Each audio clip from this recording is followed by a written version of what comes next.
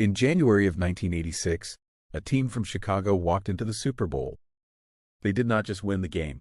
They absolutely humiliated their opponent. The final score was 46-10, a display of pure dominance. Along the way, they recorded a rap song that captured the nation.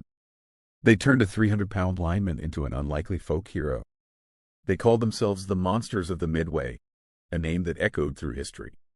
This is the story of the Chicago Bears and the man they called Papa Bear. It did not begin in the city of Chicago itself.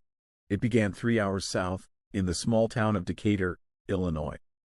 In 1920, a local starch company decided to sponsor a football team. They put a young, ambitious athlete named George Halas in charge of the squad. That same year, Halas sat in on a meeting to create a brand new league. It was the birth of a professional organization that would become the NFL. The Bears were there at the very beginning of that journey. They remain one of only 2 original franchises still playing in the league today.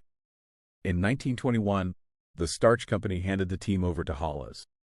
They provided $5,000 to help get the operation off the ground. He agreed to move the team to Chicago and keep the company name for 1 year.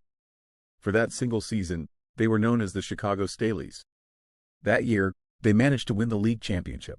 A year later, in 1922, Halas realized he needed a new identity. The city already had a famous baseball team known as the Cubs. Halas figured that football players were naturally bigger than baseball players. So he decided his team would be known as the Bears. For the next several decades, George Halas was the heart of the Chicago Bears.